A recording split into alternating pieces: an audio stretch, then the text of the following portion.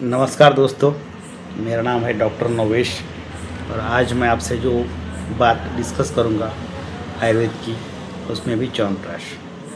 च्यवनप्राश सब लोग खाते हैं, बड़े चाव से खाते हैं, बड़ा उनको अच्छा लगता है च्यवनप्राश खाना। लेकिन मैं आपसे सिर्फ 10 मिनट मैक्सिमम लूँगा। आपको थोड़ा सा आपको उसके बारे में नॉलेज रहे। च्यवनप्राश कितना खाना है, क्या मात्रा रहेगी च्यवनप्राश की, कब खाना है, क्या समय रहेगा उसका, क्या लिखा है शास्त्रों में। चरक संहिता में जो रसायन अध्याय है, चरक चिकित्सा का प्रथम अध्याय रसायन, उसमें डिटेल में वर्णित है च्यवनप्राश। कब लेना है, किसको लेना है, कौन कौन से डिसीज़ में उसको रखा गया है, इम्यूनिटी की इसमें क्या काम करेगा, वैदिक शमत्व जो वर्ड आया है आयुर्वेद में उसमें क्या है, सब पता रहेगा। लेकिन आपको उसके लिए समझना पड़ेगा आयुर्वेद क्या है, क्या चीज़ है आयुर्वेद की। क्योंकि च्यवनप्राश जो बनेगा उसके लिए जो आंवले लिए जाते हैं वो भी काफ़ी, जैसे कहेंगे कि पक्व जो आंवले हैं वो लिए जाते हैं, अच्छा उसका क्वालिटी का रहे आंवले का। उसमें जो लगभग 35 के आसपास में जो क्वाथ के द्रव्य ले जाते हैं वो भी उच्चतम रहनी चाहिए। कुछ प्रक्षेप द्रव्य उसमें होते हैं, उसमें घी रहता है, उसमें शहद रहता है, ऐसा लगभग 40 द्रव्यों का मिक्सचर, लगभग कह रहा हूँ मैं, वो 38-39 भी हो सकते हैं। शारंगर संहिता में, चरक संहिता में, अलग अलग संहिता में उसका वर्णन है।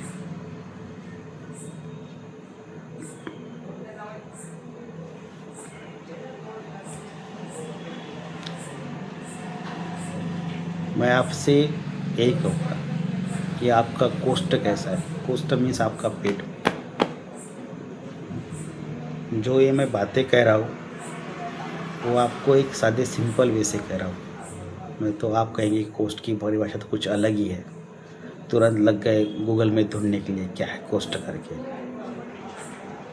मेरा एक बेसिक रहता है आपको समझाने का कि आपकी डाइजेस्टिव पावर कैसी है।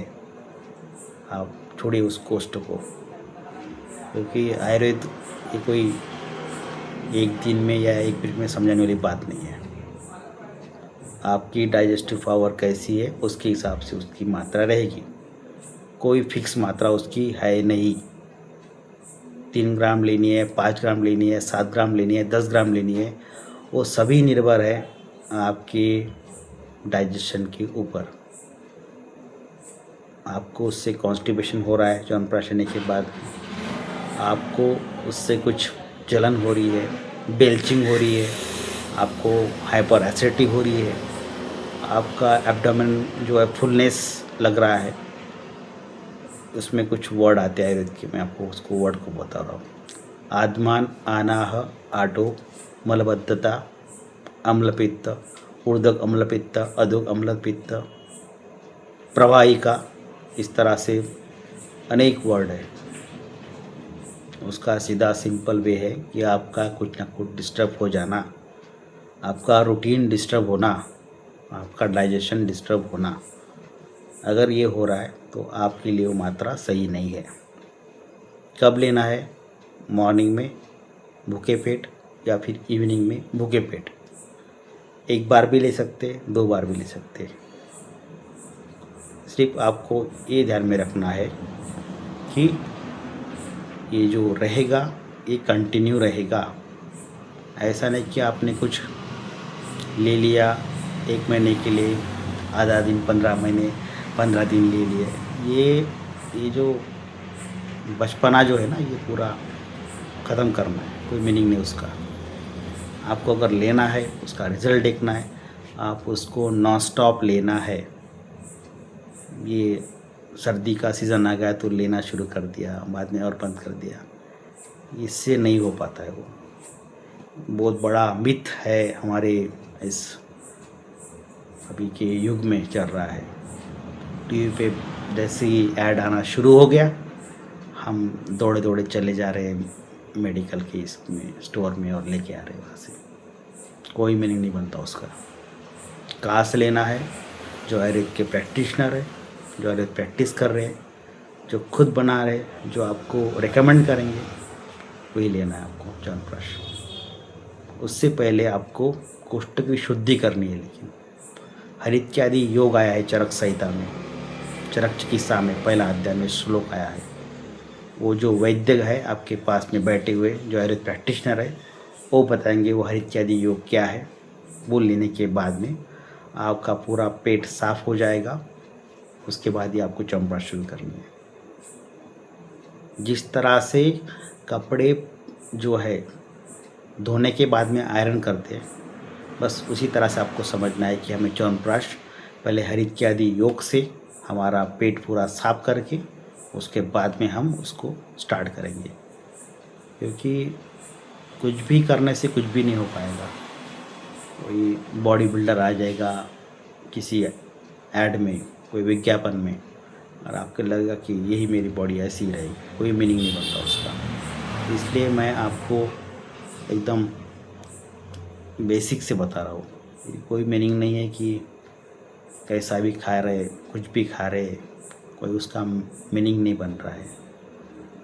आपको अगर लेना है तो आपको उसको समझना पड़ेगा, और समझने के लिए आपको उससे जुड़ना पड़ेगा। नहीं तो ये च्यवनप्राश वाला विषय तो ये कभी ना ख़त्म होने वाला और चलते रहने वाला है। कि आपने कहा कि मैंने 500 का लिया है, मैंने 700 का लिया, मैंने सुवर्णयुक्त, मैंने फिर वो क्या क्या आ रहे, बहुत अलग अलग आ रहे। कोई उसका अंत नहीं है उसका। कोई केसर युक्त आ रहा है, कोई गुड़ का आ रहा है, कोई बिना शक्कर का आ रहा है। अरे क्या क्या ला रहे, क्या कोई मीनिंग नहीं। सब ऐड का ज़माना और भ्रमित करने वाला विषय बन गया है। इसीलिए मैं कह रहा हूँ कि आपको भ्रमित नहीं होना है। आपको स्टक एकदम सादे सिंपल वे से आपके नज़दीक में जो भी फिजिशियन है, आपके आयुर्वेद फिजिशियन, जो वैद्य है, जो रजिस्टर्ड है, अपने अपने स्टेट में जो रजिस्टर्ड है, जो सेंटर में रजिस्टर्ड है, स्टेट में रजिस्टर्ड है, उनके पास, जेन्युइन व्यक्ति के पास में जाके आपको वो सलाह लेनी है, ताकि वो आपको सही से सलाह देंगे।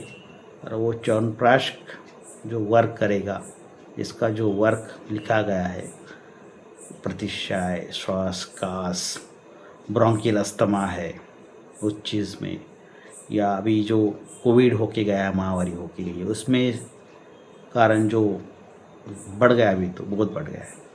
लंग्स की डिसीज़ तो बहुत बढ़ गया है। सर्दी ख़त्म नहीं हो रही है, खांसी ख़त्म नहीं हो रही है। 15 दिन, महीना सर्दी खांसी चल रही है। जो 5 दिन में निपटना था उसको तो भी नहीं हो रहा। वो हो रहा है वीक लंग्स के कारण। वायरल ने वीक कर दिया लंग्स को। जितना समझने आप समझे, ना समझ आए ना समझे। मेरा सादा सिंपल वे है कि आपको प्रॉपर बताना है, प्रॉपर गाइड करना है। ऐसे ही आपको अगर मेरे वीडियो अच्छे लगते हैं, आपको सही में लगा, तो आप इसको लाइक करें, फ्रेंड्स में इसको शेयर करें, चैनल को सब्सक्राइब करें। धन्यवाद। जय हिंद, जय आयुर्वेद।